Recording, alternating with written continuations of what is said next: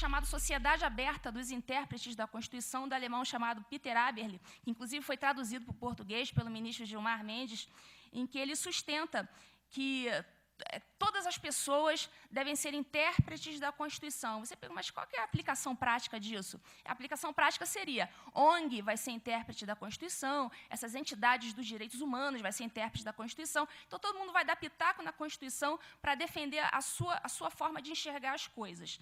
Então, essa seria a Sociedade Aberta dos Intérpretes da Constituição. Então, vários nomes bonitos vão sendo criados ao longo dos tempos para justificar o ativismo judicial. Um outro nome bonito, que inclusive cai muito em concursos, isso é imposto aos concurseiros, né? Quem estuda para concurso é obrigado a engolir essas teorias estapafúrdias. Tem uma que é muito conhecida, foi muito cobrada em concurso e sempre cobrada com aquela ótica positiva, tipo, concurseiro, isso é bom, tá? Faça isso, que isso é bom. É o conceito de mutação constitucional.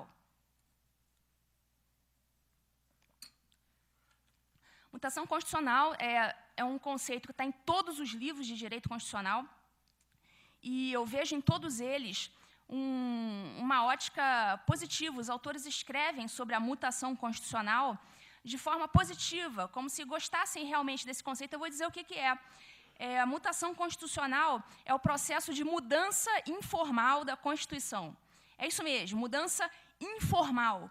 Né? Para a gente ter uma mudança na nossa Constituição, o processo legislativo ele é muito mais dificultoso. Você precisa de um quórum muito superior no Congresso se você quiser modificar a Constituição. Então, chega uma teoria dessa, uma teoria criada por não sei quem, por algum doutrinador que lançou num livro, e depois todo mundo começa a replicar, chamada mutação constitucional, que joga o Congresso para escanteio e coloca nas mãos do judiciário o poder de ele mesmo fazer uma mudança informal, ou seja, deixa a formalidade do Congresso de lado e passa a mudar informalmente a Constituição. Nós temos um exemplo no artigo 226 da Constituição, que o STF, por meio de uma mutação constitucional, uma mudança informal da Constituição, estendeu o conceito de família aos casais homossexuais. Foi a ADI 4277 do Distrito Federal. Então, com isso, aquilo ali vira uma bola de neve. O STF cria modifica informalmente a Constituição, o CNJ, por sua vez, vai lá, não podendo fazer, legisla em cima daquilo, acabou criando uma resolução que estabeleceu que os cartórios não podem se recusar à celebração de casamento civil dos casais do mesmo sexo, enquanto a nossa Constituição proíbe expressamente o casamento entre casais do mesmo sexo. Eu não vou entrar no mérito se isso seria bom ou ruim, só estou dizendo que a Constituição prevê o casamento entre o homem e a mulher, com esses termos. Então, o STF foi lá, mudou informalmente a Constituição e jogou os termos homem e mulher para escanteio. Né, sobre esse mesmo tema, a gente também é muito importante a gente estabelecer a diferença que foi explicada, essa diferença entre normas formalmente constitucionais e normas materialmente constitucionais, uma diferença estabelecida pelo filósofo Carl Schmitt, e tem tudo a ver com a questão da concentração de poderes nas mãos do STF. Né, o que seriam as normas formalmente constitucionais? Seria o regramento que está na Constituição e, por isso, ele é constitucional, mas ele só é constitucional porque ele está ali. Mas ele não tem exatamente essência de Constituição. Né? As normas que têm essência de Constituição são chamadas normas materialmente constitucionais. Então, a nossa Constituição é uma Constituição analítica, ou seja, ela é uma Constituição gigantesca, ela analisa tudo e mais um pouco, até o que não precisa. Então, nós temos mais de 200 artigos na nossa Constituição, analisando até mesmo o que não tem essência de Constituição, ou seja, são normas meramente formalmente constitucionais, só são constitucionais porque estão formalmente escritas ali, mas elas não têm essência de Constituição. O que tem que ter numa Constituição para ser uma Constituição? Tem que prever a organização dos poderes, estrutura do Estado, processo legislativo, enfim, o sistema de governo, coisas que precisam estar estabelecidas na Constituição para que um Estado possa existir. Essas são as normas materialmente constitucionais. Só que a nossa Constituição ela é tão extensa, ela fala de tanta coisa, que ela chega a ser ridícula em alguns pontos. Tem um artigo que faz parte do anedotário constitucional, que é o artigo 242, parágrafo 2º, que está na Constituição e prevê a existência do Colégio Pedro II, no Rio de Janeiro. Então, eu pergunto, o que o Colégio Pedro II, no Rio de Janeiro, tem a ver com estrutura de Estado, com estrutura fundamental para a existência de um Estado? Então, para vocês verem que a nossa Constituição fala de tanta coisa desnecessária para a estrutura do Estado, que fala até de um colégio no Rio de Janeiro. Então, essa é a diferença de normas formalmente constitucionais e materialmente constitucionais. Essas últimas, aquelas que têm realmente essência de Constituição e devem estar escritas ali. Então, o que isso tem a ver com essa questão da concentração de poderes no STF?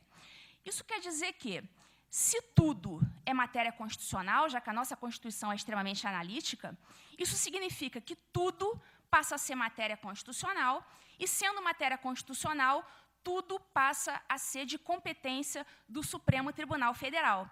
Ou seja, todos os assuntos possíveis que os senhores possam imaginar acabam, no final das contas, sendo de competência do STF. Tudo cai no colo do STF, ou seja, existe uma onipresença constitucional. Então, isso gera uma concentração de poderes nas mãos do STF, por conta da nossa Constituição extremamente analítica. Então, eu vou dar alguns exemplos de decisões ativistas por parte do STF, e depois eu vou explicar uma questão técnica que envolve essas decisões. Nós tivemos o julgamento, está tendo ainda, já houve alguns votos, a respeito da possibilidade de aborto no terceiro mês até o terceiro mês de gravidez.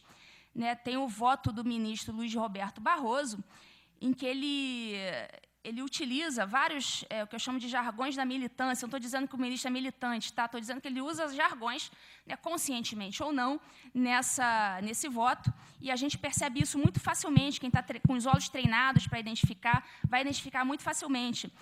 Nesse voto, ele considera que a mulher ela tem o direito de abortar até o terceiro mês de gravidez, considera como fundamentos a igualdade da mulher, já que os homens não engravidam. Essa frase está no voto do ministro, tá certo?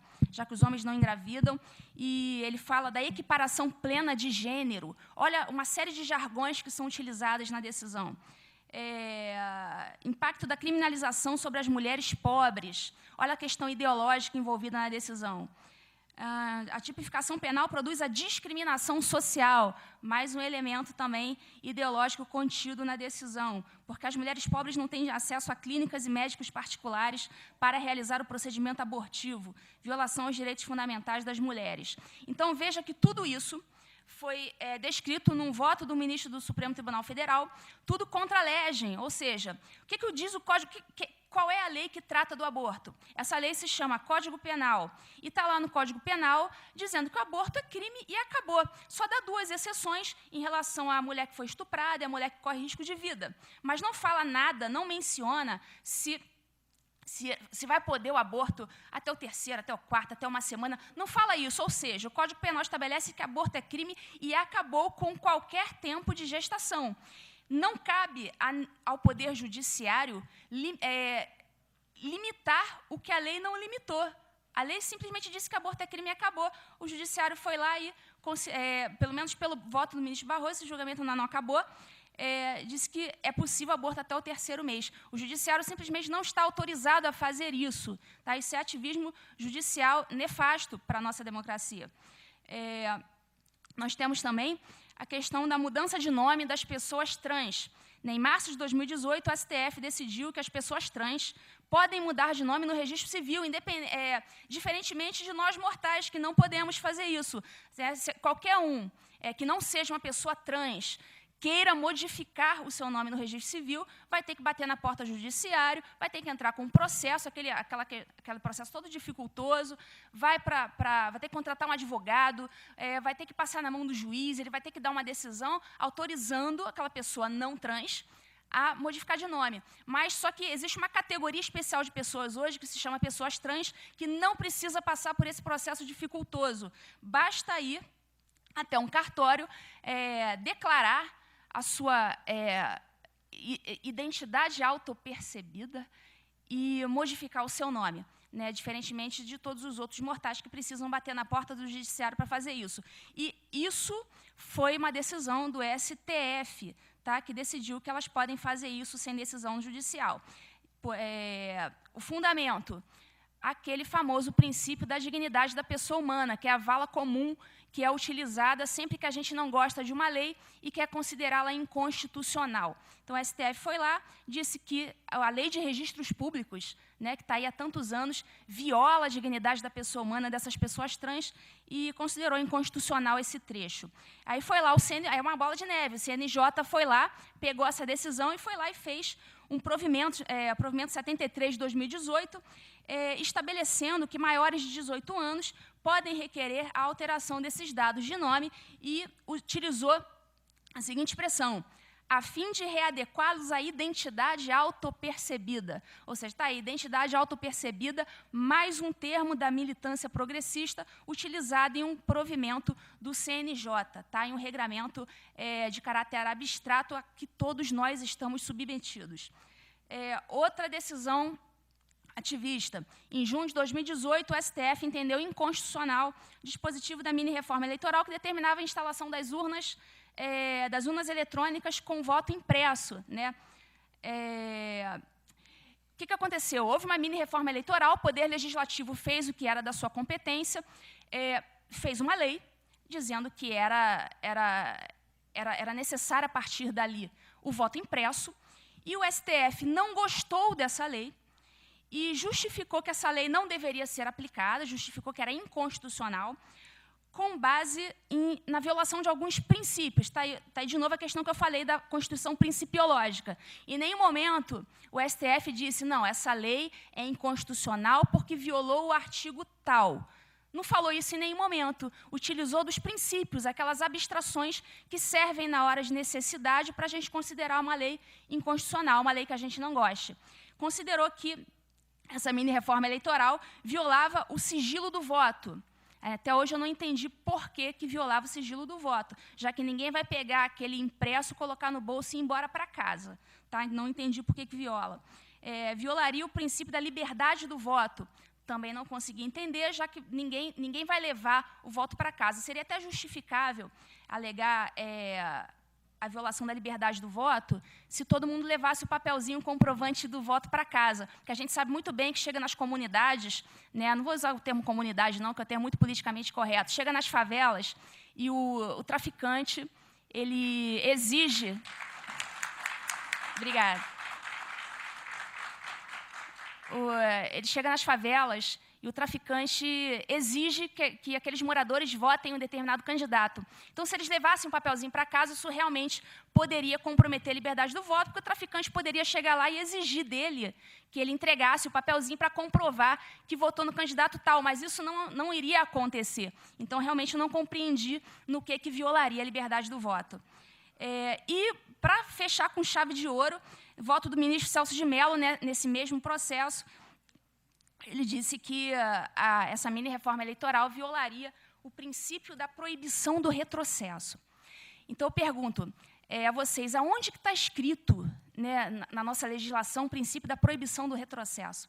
Tá, isso não existe. Isso é uma criação doutrinária e que coloca todo mundo numa situação de extrema incerteza, uma situação temerária, porque o que é retrocesso para mim pode não ser retrocesso para você. Então, ele diz que viola o retrocesso, princípio da proibição do retrocesso, já que nós temos hoje urnas eletrônicas, e isso é uma coisa boa, então nós não poderíamos retroceder e imprimir um voto, já que isso não é mais necessário. Para ele, isso seria um retrocesso. Mas para muitas outras pessoas, inclusive para o Poder Legislativo, que fez aquela lei, isso não seria um retrocesso. Isso seria algo bom, algo necessário. É aquela velha mania de considerar tudo que é novo, tudo que é mais recente, tudo que é mais moderno, como sendo algo melhor. E não é. Tá? Então, essa foi mais uma decisão ativista do Supremo Tribunal Federal. eu lembro que a primeira decisão ativista de que eu me lembro, quando eu comecei a estudar esse assunto, foi que me chamou muita atenção, se deu em 2006, quando o STF julgou inconstitucional um trechinho da lei dos crimes hediondos, que previa o regime integralmente fechado. Ou seja, quem quer que fosse condenado por algum crime hediondo deveria cumprir toda a sua pena trancado na cadeia, sem progressão de regime. Nada de semiaberto e nada de aberto. Vai cumprir tudo no fechado. Tá? Isso era o que a lei de crimes hediondos previa inicialmente. Só que chegou o STF, não gostou dessa lei de crimes hediondos, achou que era um absurdo, e aplicou ali o seu entendimento pessoal, né, as suas preferências particulares, e julgou inconstitucional com base no princípio da individualização da pena. Esse princípio até existe na Constituição mesmo, mas eles consideraram que essa proibição de progredir de regime durante o cumprimento da pena violaria a individualização, ou seja, vai ter preso que vai merecer aquela progressão, vai ter preso que não vai merecer aquela progressão, e isso deveria ser analisado de forma individualizada. E a lei de crimes hediondos impediria que essa individualização da pena ocorresse, né? O que eles não pararam para analisar é que o poder legislativo, que é o poder competente para elaborar as leis, considerou que naquele tipo de crime não faria sentido progredir de regime. Para os outros, sim. Né? O legislativo não acabou com a progressão de regime, acabou apenas para aqueles crimes hediondos. Né? Então, o legislativo já tinha pensado nisso, já tinha tomado a sua decisão e feito a lei, mas o STF considerou a lei muito ruim e resolveu utilizar um princípio aí genérico para considerá-la inconstitucional. Então, daí, senhores, eu vou explicar aqui, tentar agora explicar um conceito, um pouco mais técnico, um pouco mais difícil, para explicar para quem não é do direito, mas é uma técnica que está sendo utilizada pelo STF para justificar a imposição desse ativismo com base numa teoria doutrinária, tá? Uma teoria que não está positivada em nenhuma das nossas leis e foi criada com essa finalidade de permitir mais facilmente esse ativismo. Como eu falei, a mutação constitucional seria aquele processo de mudança informal da Constituição, também não é previsto em lei, isso é criação doutrinária. E existe um artigo na nossa Constituição, que é o artigo 5210, é um artigo importante, que diz que quando o Supremo Tribunal Federal, preste atenção, porque é uma questão um pouquinho técnica, mas eu vou tentar falar aqui mais de uma vez para vocês entenderem. Esse artigo 5210 fala que o STF, quando ele está julgando um processo específico, tá, um caso em concreto, tá? Não é uma ação de inconstitucionalidade em que ele julga a inconstitucionalidade de uma lei, uma coisa mais abstrata. Não, quando ele está julgando um caso em concreto, ali o caso da Dona Maria, o caso do político fulano de tal, caso em concreto. Quando o STF julga um caso desses e considera, nesses casos, que um trechinho de alguma lei é inconstitucional, ele tem que pegar essa decisão, o STF pega essa decisão, manda para o Senado, e o Senado analisa aquela decisão do STF e diz: realmente, o STF tem razão, vamos sustar essa lei. Então, com isso, aquilo que era só para o caso concreto daquele caso que estava sendo julgado no STF, passa, com essa decisão do Senado, passa a ter efeito erga omnes, ou seja, passa a ter efeito geral, vale para o Brasil inteiro. Só que, para isso acontecer, o STF tem que mandar a sua própria decisão para o Senado, tá certo? Tem que mandar para o Senado e o Senado decide se vai tornar aquela decisão do STF generalizada para o Brasil inteiro ou não. Tá? É isso que diz o artigo 5210 da Constituição. Só que, para permitir o ativismo, para não precisar do poder legislativo para nada, para jogar o poder legislativo para escanteio, surgiu a teoria da abstrativização do controle difuso. Olha que nome bonito. Ou transcendência dos motivos determinantes. Né? Quem é que pode ser contra algo que tem um nome tão bonito? Né? Isso está em todos os livros de direito constitucional, isso é imposto aos concurseiros, todo mundo responde isso na ponta da língua nos concursos, sem questionar se isso é legítimo ou não, se isso é bom ou não para a nossa democracia. O que é essa teoria da abstrativização do controle difuso? o STF chuta para escanteio esse artigo 52(10) da Constituição, não manda nada para o Senado, e ele mesmo abstrativiza a sua decisão, que foi dada naquele processo em concreto, ele torna aquele processo em concreto abstrato, ou seja, vai valer para todo mundo, e transcende aquele caso concreto e transforma aquela decisão em decisão com efeito erga omnes, ou seja, o próprio STF deixa de mandar a decisão para o Senado e ele mesmo passa a considerar a sua decisão como válida para o Brasil inteiro. Então, essa seria a abstrativização do controle difuso ou a transcendência dos motivos determinantes. Essa teoria está, inclusive, no livro de Direito Constitucional do ministro Gilmar Mendes. Tá? Manda o Senado Federal para escanteio. Nós, recentemente, tivemos o que eu considero o caso mais grave de ativismo judicial da história do judiciário brasileiro. Isso aconteceu agora recentemente, mas isso é opinião minha. Tá? Está tendo um julgamento a respeito da equiparação da homofobia ao crime de racismo. Existe uma lei, né, que é a Lei 7716, do ano de 1989, que trata do crime de racismo, e fala racismo seria a discriminação por questões de cor, de procedência nacional, enfim, não fala nada a questão de homofobia. Então, simplesmente, o STF foi provocado a falar sobre isso e, aparentemente, está ganhando o voto que decide pela equiparação da homofobia ao crime de racismo. Ou seja, embora a homofobia não esteja citada na Lei 7716, ela vai passar por uma decisão judicial a fazer parte da lei. Por que isso é tão grave? Porque só pode haver criminalização de algo por meio de lei. Né? Não há crime sem lei anterior que o defina. Isso não está somente no Código Penal. Isso está na nossa Constituição. Ninguém pode responder por um crime, ninguém pode ser condenado com base em um fato que não é tipificado em lei. Isso é uma questão de segurança para todos nós. E quem é que faz as leis? É o Congresso Nacional. As leis federais são feitas pelo Congresso Nacional. Quem legisla sobre direito penal é o Congresso Nacional.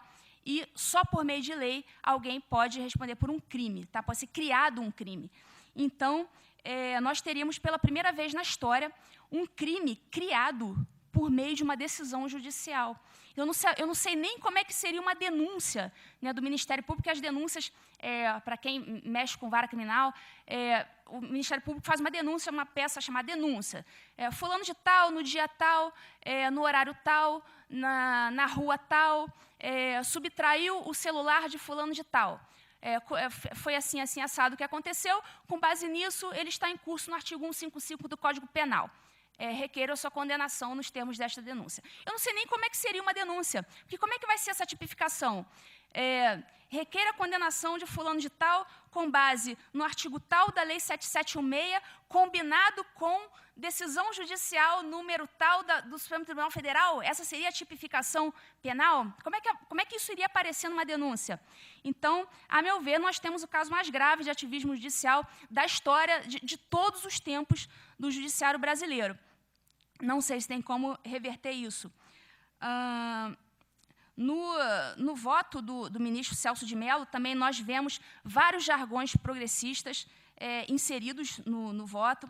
Né? Ele fala em reconhecimento da identidade de gênero, direitos humanos das pessoas transgêneros, versões tóxicas da masculinidade, essa masculinidade tóxica, todo aquele jargão da militância progressista inserido no voto de um ministro da Suprema Corte. É isso que nós temos assistido atualmente. E realmente lamentável isso acontecer. Né? Não deveria ter elementos ideológicos envolvidos em decisões judiciais. Ele fala que essa homofobia seria coisa de fundamentalistas religiosos. Isso eu estou lendo o voto dele, tá? Não estou falando com as minhas palavras, não. Fundamentalistas religiosos e reacionários morais com referência à chamada ideologia de gênero, ou seja, pelo voto do ministro Celso de Mello, quem é contrário à ideologia de gênero só pode ser um fundamentalista religioso ou um reacionário moral. Ele ainda cita Simone de Beauvoir ao dizer que ninguém nasce homem ou mulher, mas sim torna-se homem ou mulher, ou seja, mais uma questão ideológica inserida num voto da nossa Suprema Corte. O que isso tudo tem a ver com a questão do globalismo, que é o que a gente está tratando aqui hoje nesse evento? O que STF e CNJ, que são coletivos não eleitos e estão legislando, estão impondo as suas preferências pessoais a todos nós, coercitivamente, tem a ver, por exemplo, com a ONU.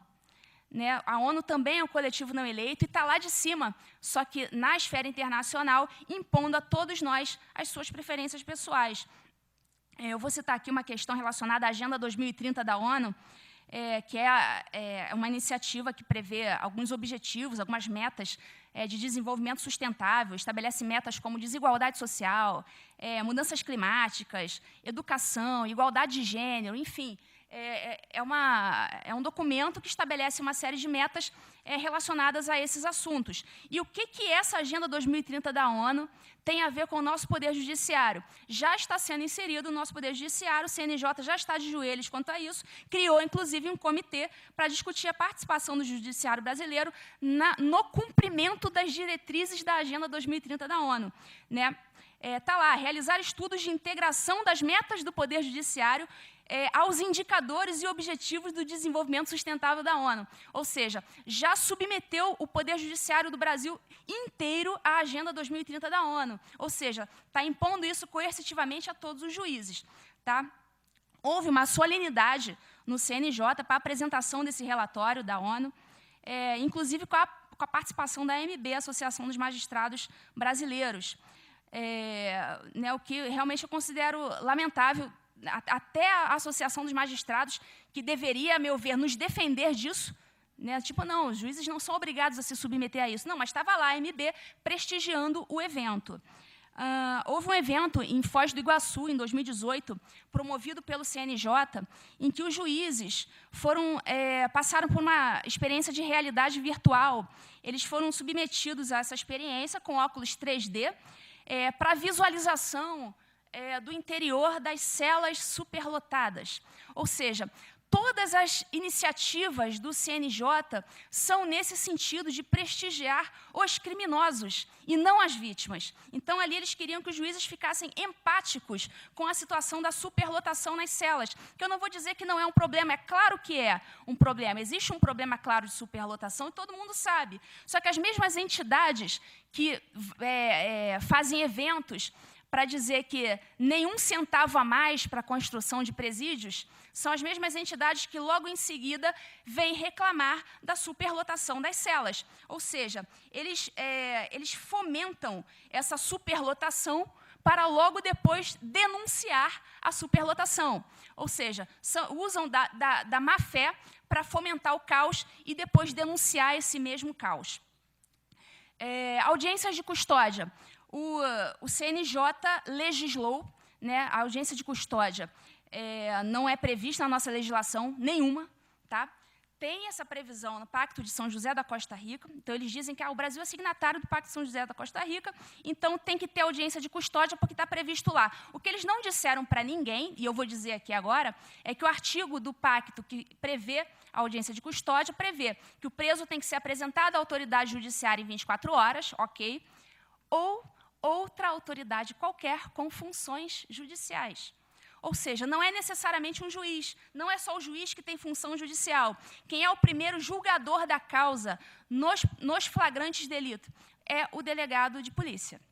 Tá? O camarada é preso e é levado inicialmente não a um juiz, ele é levado a um delegado de polícia, ele faz aquele primeiro julgamento sobre se aquela prisão em flagrante é legal ou ilegal, ele ratifica o flagrante ou não, ele estabelece fiança nos casos que ele pode estabelecer e depois ele remete aquele auto de prisão em flagrante ao juiz e o juiz analisa a legalidade daquele flagrante. Sempre foi assim. O preso é levado ao delegado, que inclusive é a autoridade de polícia judiciária Olha só o nome, Polícia Judiciária, ele exerce um primeiro julgamento, ele é autoridade com funções judiciais, que está previsto lá no Pacto de São José da Costa Rica. Só que esse último trechinho, autoridade com funções judiciais, isso eles estão omitindo dos senhores, porque eles sabem muito bem que o delegado está e sempre esteve autorizado a fazer isso. Só que para criar aquela cultura do desencarceramento, para dificultar as coisas e gastar milhões com audiências de custódia, eles omitem essa última parte do pacto e diz que o pacto está obrigando a apresentar a um juiz em 24 horas, o que não é verdade.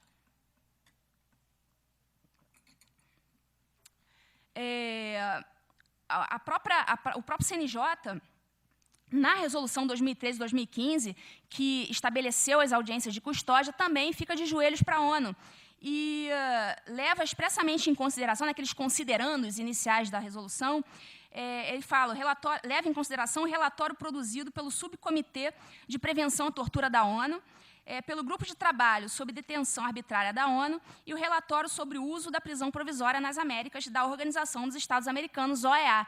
Tá? Esses termos estão expressamente na Resolução 2013 de 2015 CNJ, que trata das audiências de custódia. O CNJ também usa muito essa expressão encarceramento em massa, superlotação carcerária, que são essas expressões, essas pílulas que jogam na militância e ficam sendo repetidas exaustivamente. Isso tudo é pauta do CNJ. O CNJ estabelece umas metas, meta 1 do CNJ, meta 1 de 2019, meta 2, meta 3, e impõe aquilo ali coercitivamente a todos os juízes do Brasil.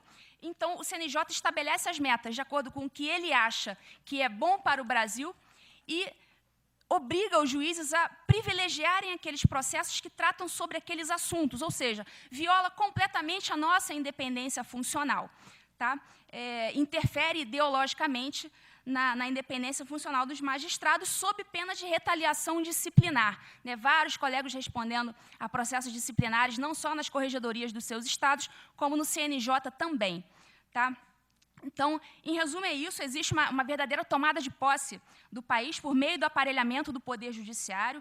É uma estratégia 1000 vezes mais simples do que a utilização, do que prevê a Revolução Cultural gramsciana, porque não requer mobilização das massas, não requer grandes organizações, não requer nenhum tipo de sofisticação intelectual. Né? Basta o domínio da Suprema Corte. Então, em vez de você dominar um Congresso Nacional com centenas de parlamentares, basta que você domine 11 pessoas que fazem parte da Suprema Corte.